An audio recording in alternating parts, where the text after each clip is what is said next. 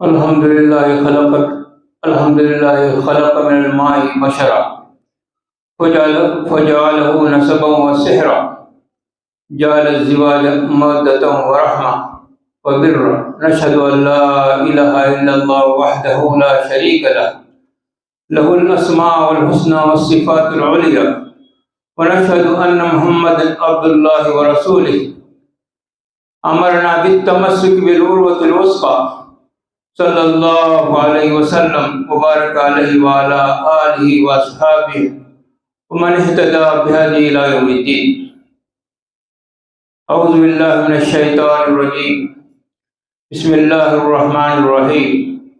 وانکحوا الایام منکم والصالحین من عبادکم وإمائکم ان یکونوا فقراء یغنہم اللہ من فضلہ واللہ واسع علیم۔ صدق اللہ العظیم۔ محترم حضرات، آپ نے سنا ہوگا مجلس اصلاح و تنظیم بھٹکل کی جانب سے دو محترم قاضی صاحبان کی قیادت میں اعلان کیا گیا کہ نکاح رات میں نہیں ہوگا، صبح سے لے کر عشاء سے پہلے تک محفل نکاح کے تمام امور انجام دیے جائیں گے، اور خواتین محفل عروسی میں دیر رات تک نہیں بیٹھیں گی، شام 10 بجے تک جلوہ کی محفل سجی رہ سکتی ہے، اس کے بعد شادی حال میں رونق بحال نہیں ہوگی۔ یہ ایک اہم اور تاریخی فیصلہ ہے جو مجلس اصلاح و تنظیم کی جانب سے قاضی صاحبان کی سربراہی میں لیا گیا ہے۔ اس فیصلے کو نافذ کرنے میں پوری قوم کو ساتھ دینا چاہیے، یہ وقت کا بھی تقاضا ہے۔ رات میں نکاح ہونے کی صورت میں بہت سے مفاسد پروان چڑھتے ہیں، بہت سی برائیاں جنم لیتی ہیں۔ خصوصاً خواتین بن سنور کر گہنوں کے ساتھ، سونے کی چوڑیوں کے ساتھ سواریوں میں نکلنے کی وجہ سے خطرات کا ہمیشہ اندیشہ رہتا ہے۔ کتنی عورتیں دیر رات تک آٹو کا انتظار کرتی ہیں، آنے جانے میں سینکڑوں روپے خرچ بھی ہوتے ہیں، اور دیر رات تک جاگنے کے نتیجے میں اسکول کے بچوں کا بھی ناغہ ہوتا ہے، فجر کی نماز بھی قضا ہونے کا اندیشہ رہتا ہے۔ محترم حضرات، شادی نکاح سنت ہے، نکاح من سنتی، اللہ کے رسول صلی اللہ علیہ وسلم نے ارشاد فرمایا فمن رغب عن سنتی فلیس منی۔ دوسری حدیث میں رسول صلی اللہ علیہ وسلم نے ارشاد فرمایا کہ جو میری سنت سے اعراض کرے، جو نکاح نہ کرے، وہ مجھ میں سے نہیں۔ محترم حضرات، شادی میں بہت سی خرافات جنم لے رہی ہیں۔ اسلام نے شادی کو آسان بنایا تھا اور زنا کو مشکل کیا ہے، لیکن آج شادی مشکل ہو گئی اور زنا آسان ہو گیا ہے۔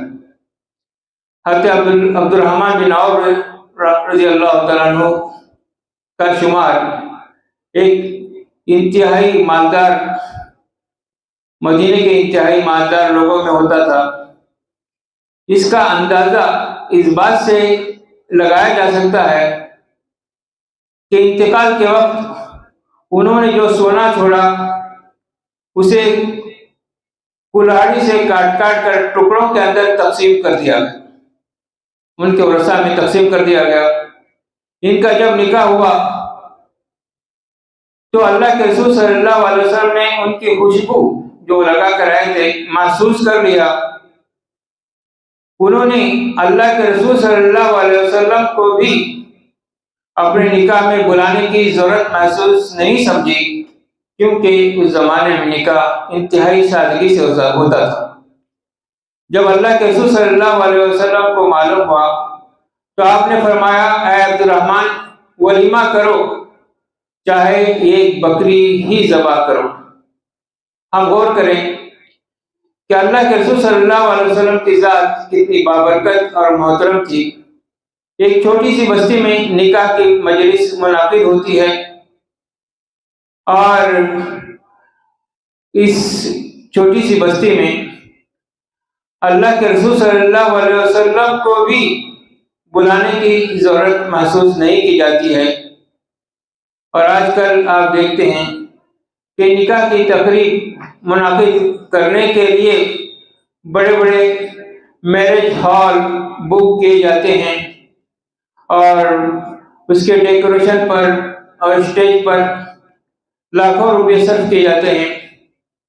جس نکاح کو اسلام نے آسان بنایا تھا، اس نکاح کو انجام دینے کے لیے ایک نوجوان کو بار بار سوچنا پڑتا ہے، جس کی وجہ سے بہت سارے نوجوانوں کی عمریں شادی کی عمر سے تجاوز کر گئی۔ آپ صلی اللہ علیہ وسلم کا ارشاد ہے، اعظم النکاح برکہ ایسرھا مؤنہ، سب سے زیادہ بابرکت نکاح وہ ہے جس میں کم خرچے کم خرچ ہو۔ آپ دیکھتے ہیں آج نکاح کتنا مہنگا ہو گیا ہے، اور ایک نکاح کے لیے ایک باپ کو اپنی بیٹی کے نکاح کے لیے یا بیٹے لڑکے کے نکاح کے لیے کتنی بار سوچنا پڑتا ہے، اور اس کا خرچوں کا حساب کرنا پڑتا ہے۔ آپ دیکھتے ہیں کہ آج زنا آسان ہو گیا، آپ اس کے لیے کسی کو کوئی مشکل نہیں ہے، اور کتنے ناجائز تعلقات آج ہم دیکھتے ہیں نوجوانوں کے اندر پائے جاتے ہیں۔ اسکول کی لیب سے لے کر ملازمت تک، اور پھر بزنس جو لوگ کرتے ہیں، اور ان کے لیے ایک اتنی سہولت کا باعث بن گئی ہے۔ آپ دیکھتے ہیں کہ اسلام نے زنا کو مشکل کر دیا تھا، نکاح کو آسان کر دیا تھا۔ اگر کوئی غیر شادی شدہ زنا کرے اسلامی دائرہ کار میں، اسلامی حکومت میں، تو اس کو 100 کوڑے مارے جاتے ہیں۔ کون زنا کی ہمت کر سکتا ہے؟ اور اگر جو شادی شدہ ہے اگر وہ زنا کرتا ہے تو پھر اس کے لیے رجم کی سزا ہے، سنسار کر دیا جاتا ہے، پتھروں سے مار مار کر اس کو ہلاک کر دیا جاتا ہے۔ ان سزاؤں کے ہوتے ہوئے کون جرأت کر سکتا ہے، کون ہمت کر سکتا ہے کہ وہ زنا کرے؟ تو اسلام نے نکاح کو آسان کر دیا اور زنا کو مشکل کر دیا تھا، لیکن آج اس کا پورا الٹ ہو رہا ہے۔ آپ دیکھتے ہیں اس دور میں جو سزائیں نافذ تھی، اور آج کتنی عورتیں جو غیر شادی شدہ ہیں اور شادی شدہ ہیں، ایسے واقعات سننے میں آتے ہیں جس سے دل کانپ اٹھتا ہے، درد اٹھتا ہے۔ کتنے گھر برباد ہو رہے ہیں، اور کتنے گھروں سے خلا و طلاق کی وجہ سے زندہ جنازے نکل رہے ہیں۔ یہ ایک بڑی مشکل صورتحال ہے جس سے ہم لوگ گزر رہے ہیں۔ دیکھیے، نکاح بالکل آسان ہے۔ ایک بکری بھی اگر کوئی ذبح کر دی جاتا ہے تو اس کا ولیمہ ہو سکتا ہے۔ یہ اللہ کے رسول صلی اللہ علیہ وسلم کا ارشاد ہے۔ آپ صلی اللہ علیہ وسلم کا ارشاد اپنے زمانے کے لیے نہیں تھا، بلکہ قیامت تک کے لیے آپ صلی اللہ علیہ وسلم کا ارشاد ہے کہ اگر کوئی ایک بکری بھی ذبح کرتا ہے اس کا ولیمہ ہو جاتا ہے۔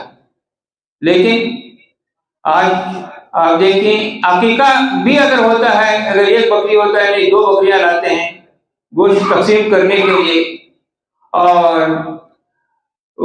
اس سے زیادہ لانے کی کوشش کرتے ہیں تاکہ لوگوں کو خوش کیا جائے۔ تو ایک شادی پر، ایک باپ پر، ایک اگر اس کی بیٹی کی شادی ہے یا لڑکا کی شادی ہے تو اس پر کتنا بوجھ پڑتا ہے، لاکھوں روپیوں کا بوجھ پڑتا ہے، جس کی وجہ سے کتنے نوجوان شادی سے محروم ہو جاتے ہیں اور اپنی خواہشات کو پورا کرنے کے لیے ناجائز تعلقات قائم کرتے ہیں یا غیر فطری طریقے سے اپنی خواہشات کو پورا کرنے کی کوشش کرتے ہیں؟ آخر اس کا گناہ کس کو ہے؟ اس کا گناہ پورے سماج کو ہے، پورے معاشرے کو ہے۔ پورا معاشرہ اس کے لیے گنہگار ہے۔ جو اس میں تعاون کر رہا ہے، جو اس میں مدد کر رہا ہے، پورا معاشرہ اس کے لیے گنہگار ہے۔ آپ دیکھتے ہیں کہ جب شادی کا جو پہلا مرحلہ ہوتا ہے وہ منگنی کا مرحلہ ہوتا ہے۔ منگنی میں آپ دیکھتے ہیں اسی کے لیے بھی پہلے کیا ہوتا تھا، لڑکا آتا تھا، لڑکی کو دیکھتا تھا، ایک انگوٹھی اس کی بہن اور اس کے رشتے دار کو ڈالتے تھے اور چلے جاتے تھے، کچھ ضیافت ہوتی تھی۔ لیکن آج آپ دیکھتے ہیں ایک منگنی کی رسم بھی ایک شادی کی رسم ہو گئی ہے، اس کے لیے میرج ہال پھونکے جا رہے ہیں۔ شادی ہال میں وہ لوگوں کو بلایا جا رہا ہے، یا گھروں میں بھی ہو تو اس کے بڑے پیمانے پر اس کا انتظام کیا جا رہا ہے، مختلف قسم کے کھانوں کا انتظام ہوتا ہے، اور ایک لڑکی کو دیکھنے کے لیے لڑکا آنا کوئی ضروری نہیں ایسا خیال کیا جاتا ہے، جبکہ لڑکا دیکھے لڑکی کو، اگر لڑکا باہر ہے تو لڑکی والوں کا پورا خاندان آ جاتا ہے، جگ درجگ لوگ آ جاتے ہیں، ارے دیکھنا ہے لڑکے کو۔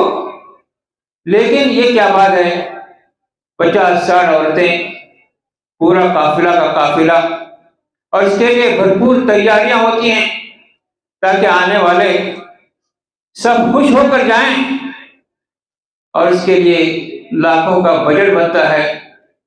اور پہلے انگوٹھی دی جاتی تھی، اور اب تو مختلف قسم کے زیورات دیے جاتے ہیں بڑے پیمانے پر، گلے کا ہار اور اس طرح مختلف چیزیں اس کو دی جاتی ہیں۔ پھر منگنی کی رسم میں لڑکی والوں کی طرف سے مختلف قسم کے آئٹم روانہ کیے جاتے ہیں،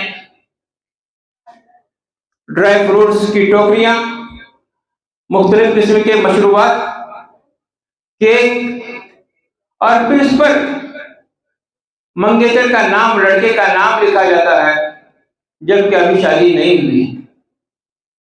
یہ سراسر جائز ہی نہیں ہے کہ شادی ہونے سے پہلے دونوں کا ایسا نام لکھا جائے گویا وہ دلہا اور دلہن۔ مگر معاشرے کے اندر یہ ساری برائیاں پنپ رہی ہیں، دھوم دھام سے ان ضروریات کو، رسوم و رواج کو انجام دیا جا رہا ہے۔ تو آپ غور کیجئے کہ اس کے لیے لوگوں کو قرض لینا پڑتا ہے، قرض کے تلے لوگ دب جاتے ہیں۔ تو کتنے نوجوان ہیں جو ان حالات کی وجہ سے، ان رسوم و رواج کی وجہ سے شادی نہیں کر پا رہے ہیں، اور ان کی عمریں شادی کی عمروں سے تجاوز کر رہی۔ تو محترم حضرات، ہم کو اس بات پر غور کرنا چاہیے، اور اس پر ان معاشرتی برائیوں پر ہم کو نظر رکھنی چاہیے کہ ہمارا معاشرہ کدھر جا رہا ہے، حالات کیسے بگڑ رہے ہیں۔ اور لڑکی کو منگیتر صرف ایک مرتبہ دیکھ سکتا ہے، لیکن ایسا محسوس ہوتا ہے منگنی کے بعد گویا کہ ان دونوں کے درمیان گویا کہ شادی ہو گئی ہے، گرچہ یہ کوئی عام اس کو نہیں کیا جاتا ہے، لیکن سری طور پر، خفیہ طور پر گویا کہ موبائل کے ذریعے، مختلف ذرائع کے ذریعے سے ان کی بات چیت ہوتی ہے۔ تو معاشرہ کدھر ہمارا جا رہا ہے؟ تو اسلام نے نکاح کو آسان بنا دیا تھا، لیکن ہم نے اور سماج نے اس کو مشکل ترین بنا دیا ہے۔ اسلام تو لوگوں کو ان زنجیروں سے نکالنے کے لیے آیا تھا، لیکن یہ توق و سلاسل، یہ بیڑیاں جو اسلام نکالنے کے لیے آیا تھا، آج وہ بیڑیاں خود ہم نے پہن رکھی۔ تو اللہ کے رسول صلی اللہ علیہ وسلم نے ارشاد فرمایا، تنکح المرأۃ لاربع، عورت سے 4 چیزوں کو دیکھ کر شادی کی جائے گی، نکاح کیا جائے گا۔ لمالہا، اس کے مال کو دیکھ کر، ولحسبہا، اس کے حسب و نسب کو دیکھ کر، ولجمالہا، اس کی جمال و خوبصورتی کو دیکھ کر، ولدینہا، اس کی دینداری کو دیکھ کر۔ پھر آپ نے فرمایا فاظفر بذات الدین، دیندار کو ترجیح دو۔ تو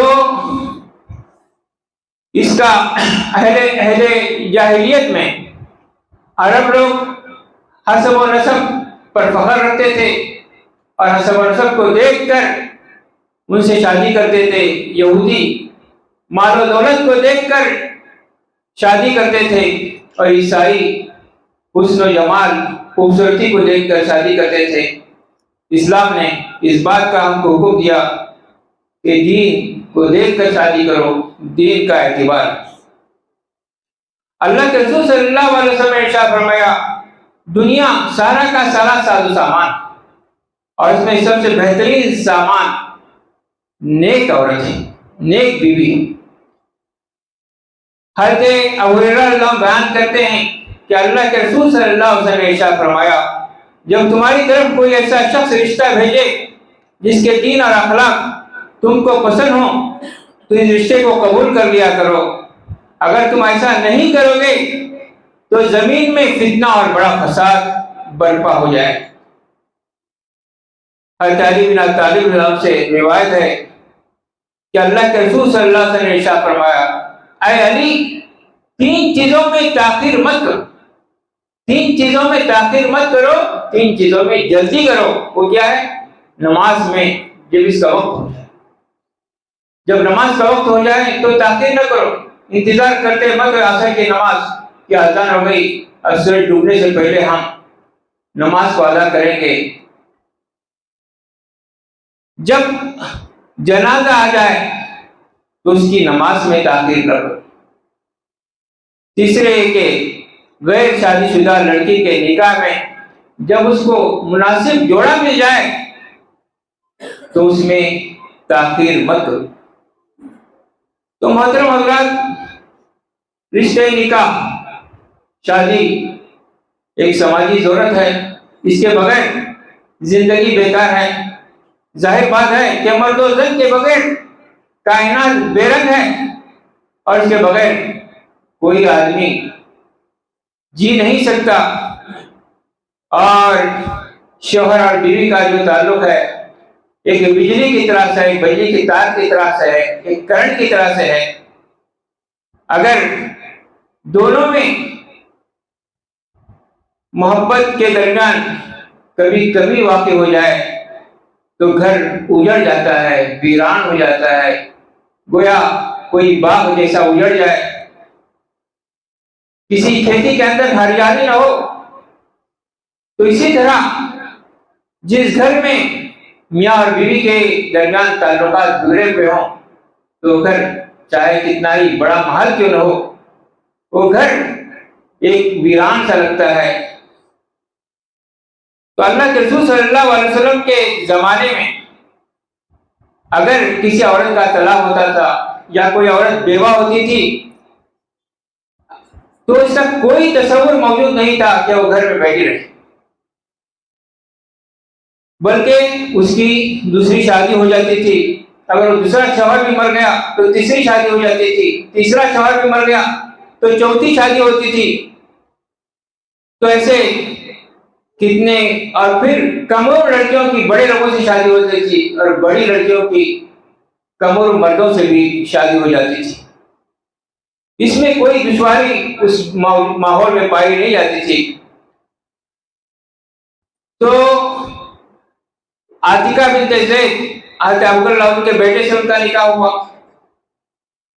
وہ ایک جنگ میں شہید ہوئے۔ حضرت زید بن خطاب رضی اللہ عنہ سے ان کا ان کے شہید شہادت کے بعد ہوا وہ بھی شہید ایک جنگ میں ہوئے. اسی طرح حضرت زبیر سے اللہ سے نکاح ہوا, حضرت حسن بن علی اللہ سے نکاح ہوا, وہ بھی شہید ہوئے. اس عورت کو زوجۃ الشہداء, شہیدوں کی بیوی کہا جاتا ہے. تو محترم حضرات, بات یہ کہنے کی تھی کہ آج جو رسوم و رواج کے میں ہم جکڑے ہوئے ہیں, تو ہم کو اس بات کی طرف ہم سب کو اقدام کرنا چاہیے, آگے بڑھنا چاہیے کہ رسوم و رواج کو پروان چڑھنے نہ دیں. شادی سادگی سے کریں, اور مجلس اصلاح و تنظیم بڑکل کی طرف سے دونوں قاضی صاحبان کی سربراہی میں جو اعلان کیا گیا ہے, جو بڑا اہم اعلان ہے, اور پوری قوم کو اس میں ساتھ دینا چاہیے, اس میں ٹال مٹول نہیں کرنا چاہیے. تو قوم اگر اسی طرح ساتھ دے گی تو قوم ترقی کر سکتی ہے, برائیاں ختم ہو سکتی ہیں. اللہ کے دعا ہے کہ اللہ تعالیٰ باتوں پر عمل کرنے کی توفیق. الحمد لله نحمده ونستعينه ونستغفره ونعوذ بالله من شرور انفسنا ومن سيئات اعمالنا, من يهده الله فلا مضل له ومن يضلل فلا هادي له. اشهد ان لا اله الا الله وحده لا شريك له ونشهد ان سيدنا ونبينا مولانا محمدا عبده ورسوله ارسله بالهدى ودين الحق ليظهره على الدين كله ولو كره المشركون. وصلى الله تعالى على خير سيدنا محمد وعلى اله وصحبه وبارك وسلم تسليما كثيرا. اما بعد, أوصيكم إياكم بتقوى الله يا أيها الذين آمنوا اتقوا الله حق تقاته ولا تموتن إلا وأنتم مسلمون. عباد الله, إن الزواج من أهم مقدمات الإسلام. إن الزواج, إن الله تبارك وتعالى سرد في كتابه واسترسل في كتابه عن آيات الزواج, عن حقوق العائلة, وعن الميراث والمواريث. إن الزواج انخرط في سلك من قبلنا الأنبياء, كما قال تبارك وتعالى ولقد أرسلنا رسلا من قبلك وجعلنا لهم أزواجا وذرية. أي إن الأنبياء أيضا انخرطوا في سلك الزواج. هي سنة الأنبياء, سنة آبائنا من الأنبياء والمرسلين. هي أيضا فريضة لمن يستحقها, فريضة مفروضة لمن يستحقها. وإلا إن يحتاج فرد من المجتمع إلى الزواج ويمكن أن يأثم وينغمس في مستنقع الشهوة, فعلى المجتمع, فعلى والديه أن يلزمه في سلك الزواج, وإلا يأثم آباؤهم. لذا يقول تبارك وتعالى, لذا يقول النبي صلى الله عليه وسلم: معشر الشباب من استطاع منكم الباءة فليتزوج ومن لم يستطع فعليه بالصوم فإنه له وجاء. أي إن الرجل إذا يستطيع فعليه أن ينخرط في سلك الزواج. إننا عباد الله, المراسم والطقوس عقدت النكاح, عقدت عقدة النكاح, وسهلت الصفات. هذا النكاح حاجة, كما الأكل والشرب حاجة من حوائج البشر. إذا النكاح أيضا أي الشهوة, النكاح هي أيضا حاجة من حوائج الإنسانية. أين هذه يا عباد الله؟ كم من شباب هرموا الزواج من مراسم والطقوس. هذه المراسم والطقوس ألزمنا أنفسنا هذه الأغلال وهذه القيود, فرضنا على أنفسنا. انظر إلى عبد الرحمن بن عوف رضي الله عنه, من أغنى الأغنياء في ذلك المجتمع، من أغنى الأغنياء، هو ينخرط في سلك الزواج، والرسول لم يتنامى إلى مسامعه خبر زواج عبد الرحمن بن عوف، والرسول صلى الله عليه وسلم لم يستشد غضبا، لم يتميز غضبا. هذا المجتمع، وإننا ماذا فعلنا؟ الشباب الشبان يحتاجون ويشتهون أن ينخرطوا في سلك الزواج، ولكن هذه الطقوس والمراسم أي يمنعهم من أن ينخرطوا في سلك الزواج. الزواج ماذا يحتاج؟ الزواج يحتاج إلى شاهدين، إلى ولي وشاهدين فقط، وإلى مهر، لا إلى أموال دائلة. نرى في هذه الأيام أموال طائلة تبذل في تلك المراسم، في تلك المراسم من الزواج، أموال طائلة هائلة تبذل وتفنى في أخذ تلك الزمن، في أخذ ذلك القران. أين نحن عباد الله من هذا؟ فشريعتنا تأمرنا بأن نفعل ما نفعل. الزواج أليس هو من سنة النبي صلى الله عليه وسلم؟